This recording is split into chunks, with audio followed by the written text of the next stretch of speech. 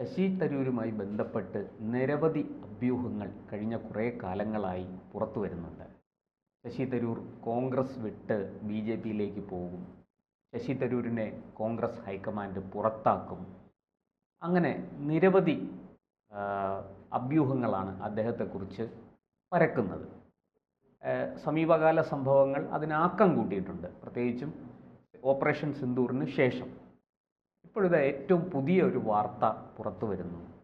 ശശി തരൂർ കോൺഗ്രസ് അവഗണിക്കുന്ന, കോൺഗ്രസ് ഹൈക്കമാൻഡ് കൈയൊഴിയുന്ന ശശി തരൂരിനെ കേരളത്തിലെ ക്രിസ്ത്യൻ സഭകൾ ഏറ്റെടുക്കുന്നു എന്നാണ് ആ വാർത്ത. കത്തോലിക്ക സഭ പ്രത്യേകിച്ചും. അവർക്ക് ശശി തരൂരിനോട് വലിയ ആഭിമുഖ്യമുണ്ട്. കത്തോലിക്ക സഭയും CSIയും ഒക്കെ ശശി തരൂരിനെ സർവാത്മന സ്വാഗതം ചെയ്യുന്നു എന്നാണ്. ഇത് നൽകുന്ന സൂചന എന്താണ്? അല്ല, അതിൽ നിന്ന് തന്നെ വ്യക്തമാണ് ഈ കോൺഗ്രസ് പാർട്ടിയിൽ ചാവേറുകളുണ്ടല്ലോ. മുരളീധരനും അതോടൊപ്പം തന്നെ ഉണ്ണിത്താൻ ഉൾപ്പെടെയുള്ളവർ ശശി തരൂരിനെ വിമർശിക്കുകയും ഒരു വിഭാഗം ഈ ഇടക്കാലത്ത് അറിയാമല്ലോ, എറണാകുളത്ത് അദ്ദേഹം ഉണ്ടായിരുന്നിട്ട് പോലും കോൺഗ്രസ് പാർട്ടിയുടെ പരിപാടികളിൽ അദ്ദേഹത്തെ വിളിക്കാതിരിക്കുമ്പോഴാണ് നമ്മളെ നിലമ്പൂരിലും ഉപതെരഞ്ഞെടുപ്പിനിടെയും കണ്ടതാണ്. ഈ പാലാ അതിരൂപതയെ അതോടൊപ്പം തന്നെ കത്തോലിക്ക സഭയുമെല്ലാം ഈ ശശി തരൂരുമായി കൂടുതൽ അടുക്കുന്നത്. ശശി തരൂരുമായി ബന്ധപ്പെട്ട് കുറഞ്ഞത് ഒരു 2-3 മാസത്തെ അധികമായി, പ്രത്യേകിച്ച് ഓപ്പറേഷൻ സിന്ദൂറിന് പിന്നാലെ തന്നെ നാം കാണുന്ന ഒരു കാഴ്ചയാണ്. വലിയ രീതിയിൽ അദ്ദേഹം ബി ജെ പിയെ പുകഴ്ത്തുന്നുണ്ട്.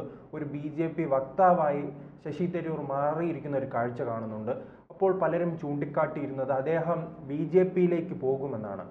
അങ്ങനെ BJPയിലേക്ക് പോകുന്നതിനേക്കാൾ അദ്ദേഹത്തിന് നല്ലത് സ്വന്തമായൊരു പാർട്ടി രൂപീകരിച്ച് അത് BJPയോടൊപ്പം ചേരുന്നതാണ്. അത് നാം പല സംസ്ഥാനങ്ങളിലും കണ്ടിട്ടുണ്ട്. BJPയുടെ തന്ത്രം അത് വ്യക്തമാണ്. മറ്റു പാർട്ടികളിൽ നിന്നും പ്രധാനപ്പെട്ട നേതാക്കളെ ചാടിച്ച് അവിടെ ഒരു പുതിയ പാർട്ടി രൂപീകരിച്ച ശേഷം അവിടെ അധികാരത്തിൽ വരിക എന്നത്.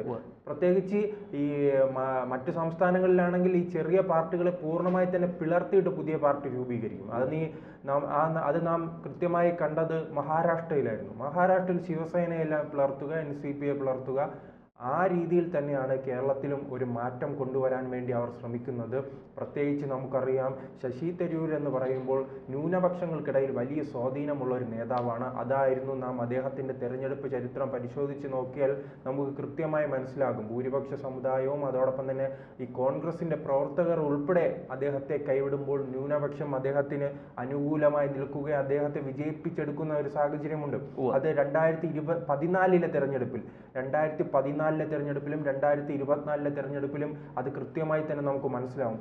ഈ 2014 തെരഞ്ഞെടുപ്പ് അറിയാമല്ലോ, ഈ സുനന്ദ, ശശി തരൂരിൻ്റെ ഭാര്യയുടെ മരണത്തിന് ശേഷം വലിയ രീതിയിൽ ശശി തരൂരിനെതിരെ വികാരമുണ്ടാകുകയും അതിനെ കൃത്യമായി മുതലാക്കാൻ BJP തയ്യാറെടുക്കുകയും ചെയ്ത പശ്ചാത്തലത്തിലായിരുന്നു തിരുവനന്തപുരത്തെ 4 നിയമസഭാ മണ്ഡലങ്ങളിൽ BJPക്ക് ഒന്നാമതെത്താൻ കഴിഞ്ഞു. പക്ഷേ ന്യൂനപക്ഷങ്ങൾ വലിയ രീതിയിലുള്ള 3 മണ്ഡലങ്ങളിൽ ന്യൂനപക്ഷത്തിന് നെയ്യാറ്റിൻകര, പാറശാല, ആ 3 മണ്ഡലങ്ങളിൽ ശശി തരൂരിന് വിജയിക്കാൻ കഴിഞ്ഞത് എന്തുകൊണ്ടാണ്? അത് ന്യൂനപക്ഷത്തിൻ്റെ പിന്തുണയാണ്. അങ്ങനെ ന്യൂനപക്ഷങ്ങളുടെ പിന്തുണ ഉള്ള ഒരു നേതാവിനെ തങ്ങളുടെ പാർട്ടിയിലേക്ക് എത്തിക്കുക എന്നത് BJPയുടെ ഇപ്പോഴത്തെ ഒരു അജണ്ടയാണ്. അതായിരുന്നു നാം കണ്ടത്. AK ആന്റണിയുടെ മകനെ BJPയിൽ എത്തിച്ചത് കണ്ടു നാം. പിന്നീട് പൂഞ്ഞാറിലെ മുൻ MLA ആയിരുന്ന PC ജോർജും അദ്ദേഹത്തിന്റെ മകനും BJPയിലേക്ക് എത്തുന്നത്, ഷോൺ ജോർജും എത്തുന്നത് കണ്ടു. അങ്ങനെ ന്യൂനപക്ഷത്തിന്റെ, പ്രത്യേകിച്ച് ക്രൈസ്തവ ന്യൂനപക്ഷത്തിന്റെ. പിന്നീട് നാം കണ്ടത് ജോർജ് കുര്യനെ കേന്ദ്രമന്ത്രിയാക്കുന്നു. അങ്ങനെ എത്രയും വേഗം ഇത്തരം വിഭാഗങ്ങളെ, ഈ ക്രൈസ്തവ ന്യൂനപക്ഷത്തെ തങ്ങളുടെ പാർട്ടിയിലെത്തിച്ച് കൂടുതൽ ശക്തമായ പ്രചരണം നടത്തി വരുന്ന തെരഞ്ഞെടുപ്പിൽ വലിയ മുന്നേറ്റം ഉണ്ടാക്കാനാണ് BJP ശ്രമിക്കുന്നത്. അതിന് ഏറ്റവും അനുയോജ്യനായ ഒരു വ്യക്തി കൂടിയാണ് ശശി തരൂർ കുറച്ച് നാളുകളായി തന്നെ BJPക്ക് അനുകൂലമായി പ്രവർത്തിക്കുകയാണ്. അപ്പോൾ ഇത് പൂർണ്ണമായ ഒരു പ്രവർത്തനത്തിലേക്ക് പോകുവാൻ ഇദ്ദേഹത്തിൻ്റെ ഇത്തരം നടപടികൾ BJPക്ക് സഹായകരമാവും. പ്രത്യേകിച്ച് നമുക്കറിയാം, കുറേ നാളുകളായി തന്നെ BJP സംഘടനാ രീതിയിൽ മറ്റൊരു രീതിയിലൂടെ കേരളത്തിൽ ക്രൈസ്തവർക്കിടയിൽ സ്വാധീനം ചെലുത്താൻ ശ്രമിക്കുന്നുണ്ട്. അത് കാസയുടെ പിന്തുണയാണ്. കാസ എന്നാലേ ഒരു സംഘടന രൂപീകരിച്ച് അവരുടെ പിന്തുണയോടുകൂടി തന്നെ ഒരു ക്രൈസ്തവ അനുകൂല സാഹചര്യം BJPയോട് അവർക്കുണ്ടായിരുന്ന ഒരു ഐത്തം മാറ്റിയെടുക്കുവാൻ അവർക്ക് കഴിഞ്ഞിട്ടുണ്ട്. അതായിരുന്നു നാം തൃശ്ശൂരിൽ കണ്ടത്. ഈ കാസയുടെ എല്ലാം വലിയ സ്വാധീനം തൃശ്ശൂരിലുണ്ടായിരുന്നു. കാസയുമായി ബന്ധപ്പെട്ട് സമൂഹ മാധ്യമ പേജുകൾ പരിശോധിച്ചാൽ നമുക്ക് പൂർണ്ണമായി തന്നെ അറിയാം, നിരന്തരം സുരേഷ് ഗോപിക്ക് വേണ്ടി ആ തെരഞ്ഞെടുപ്പ് കാലത്ത് ചിലപ്പോൾ BJPയുടെ പേജുകളെക്കാൾ കൂടുതലധികം പ്രവർത്തിച്ചിരിക്കുന്നത് ഈ കാസ അടക്കമുള്ള പേജുകളാണ്. അവർ സമൂഹ മാധ്യമങ്ങൾ വഴി നിരന്തരം ഇത്തരം BJPക്ക് അനുകൂലമായ ഒരു പ്രചരണം നടത്തുകയായിരുന്നു. മറ്റൊരു കാര്യം, ഈ പാലാ ബിഷപ്പുമായി ബന്ധപ്പെട്ട് ഇതും പാലാ അതിരൂപതയാണ് ക്ഷണിച്ചിരിക്കുന്നത്. കേരള രാഷ്ട്രീയത്തിൽ വലിയ രീതിയിൽ രാഷ്ട്രീയ സ്വാധീനം ചെലുത്തുന്ന ഒരു പാലാ രൂപതയാണ്. തീർച്ചയായിട്ടും പാലാ രൂപതയ്ക്കും പാലാ ബിഷപ്പിനും കേരള രാഷ്ട്രീയത്തിൽ എപ്പോഴും ഒരു സ്ഥാനമുണ്ട്. അദ്ദേഹത്തിൻ്റെ അഭിപ്രായങ്ങൾ എല്ലാ പാർട്ടികളും വിലവയ്ക്കാറുണ്ട്.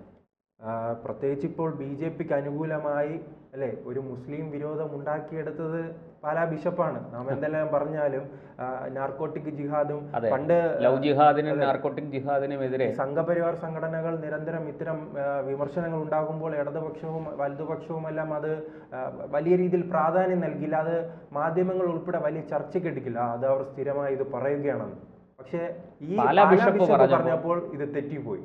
പൂർണ്ണമായി തന്നെ അതിന് വലിയ മൈലേജ് കിട്ടുകയും ചെയ്തു. ഈ പുറകിൽ അമ്പ് കൊണ്ടതുപോലെ ഇത്തരം ജിഹാദി ഗ്രൂപ്പുകൾ ഇറങ്ങിത്തിരിക്കുന്നു. പാലാ ബിഷപ്പിനെതിരെ പ്രസ്താവനകൾ വരുന്നു, മാർച്ച് നടത്തുന്നു. പക്ഷെ അത് ആർക്കാണ് തിരിച്ചടി ഉണ്ടായത്? ആ തിരിച്ചടിയുടെ ബലമാണ് കേരളത്തിൽ BJP വളർന്നത്. കാരണം ന്യൂനപക്ഷം വലിയ രീതിയിൽ തന്നെ BJPയുടെ അടുക്കുന്ന ഒരു സാഹചര്യം ഉണ്ടായിരുന്നു. അത് കൃത്യമായി മുതലാക്കാൻ BJPക്ക് കഴിഞ്ഞു. പക്ഷെ അത് കൃത്യമായി മുതലാക്കി ഒരു മണ്ഡലം മാത്രമാണ്, അത് തൃശ്ശൂരായിരുന്നു.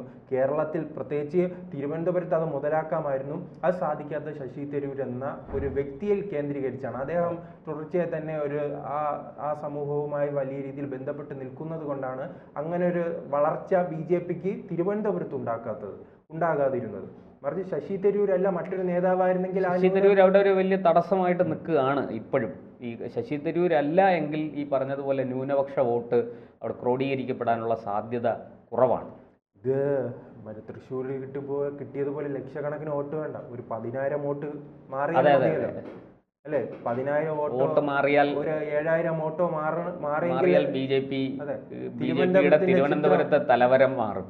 ആ രീതിയിൽ തന്നെയാണ് BJP മുന്നോട്ട് പോകുന്നത്. അതിനനുകൂലമായ ഒരു സാഹചര്യം ഉണ്ടാക്കിയെടുക്കണമെന്ന് കേന്ദ്ര നേതൃത്വത്തിന്റെ നിർദ്ദേശമാണ്. അവർ വർഷങ്ങളായി തന്നെ കേരളത്തിലെ BJP ഘടകത്തോട് ആവശ്യപ്പെടുകയാണ്. നിങ്ങൾ കിഴക്ക് സംസ്ഥാനങ്ങളിലേക്ക് നോക്കൂ, വടക്ക് കിഴക്കൻ സംസ്ഥാനങ്ങളിലേക്ക് നോക്കൂ. അവിടെ ന്യൂനപക്ഷങ്ങൾ, ക്രൈസ്തവ ഭൂരിപക്ഷം വലിയ രീതിയിൽ സ്വാധീനമുള്ള സംസ്ഥാനങ്ങളിലേക്ക് BJPക്ക് കടന്നു കയറാൻ കഴിഞ്ഞിട്ടുണ്ട്. ഗോവ പരിഗണിക്കൂ. ആ സംസ്ഥാനങ്ങളിലേക്കെല്ലാം കടന്നു കയറാൻ കഴിഞ്ഞെങ്കിൽ എന്തുകൊണ്ട് കേരളത്തിലേക്ക് നിങ്ങളുടെ പാർട്ടിക്ക് കടന്നു കയറാൻ കഴിയുന്നില്ലെന്ന ചോദ്യമാണ് കേന്ദ്ര നേതൃത്വം BJPയോട് ചോദിക്കുകയും അതനുസരിച്ചുള്ള ഒരു പ്രവർത്തനമാണ് നാം കാണുന്നത്. ഏറ്റവും അവസാനം ഈ BJPയുടെ ജനറൽ സെക്രട്ടറിമാരുമായി ബന്ധപ്പെട്ട് അനൂപ് ആന്റണിയെ ഡൽഹിയിൽ നിന്നും കേരളത്തിലേക്ക് എത്തിച്ച് ആ ഒരു സുപ്രധാന പദവി നൽകുന്നു. അതോടൊപ്പം തന്നെ വൈസ് പ്രസിഡന്റായി ഷോൺ ജോർജിന് ആ ഒരു സുപ്രധാന പദവി നൽകുന്നു. കേന്ദ്രമന്ത്രിയായി ജോർജ് കുര്യൻ വരുന്നു. അതോടൊപ്പം തന്നെ പല മണ്ഡലങ്ങളിലും സ്വാധീനമുള്ള വനിതാ പ്രാതിനിധ്യവും മോശമല്ല. BJP ശോഭാ സുരേന്ദ്രനെ ജനറൽ സെക്രട്ടറിയാക്കി, പുതുമുഖങ്ങളെ കൊണ്ടുവന്നു, ചെറുപ്പക്കാരെ കൂടുതലായിട്ട് ഉൾപ്പെടുത്തി, ഇങ്ങനെയൊക്കെയുള്ള. അതോടൊപ്പം തന്നെ പത്തനംതിട്ട എന്നൊരു മണ്ഡലത്തിലേക്ക് അനിൽ ആന്റണിയെ മത്സരിപ്പിക്കുന്നു. അങ്ങനെ ഒരു ക്രൈസ്തവ അനുകൂല രീതിയിലേക്ക് കേരളം മാറുകയാണ്. അതിന് കൂടുതൽ ഗുണം ഉണ്ടാക്കാൻ വേണ്ടിയാണ് ഇപ്പോൾ ശശി തരൂരിനെ BJP തങ്ങളുടെ പാളയത്തിലേക്ക് എത്തിക്കാൻ ശ്രമിക്കുന്നത്.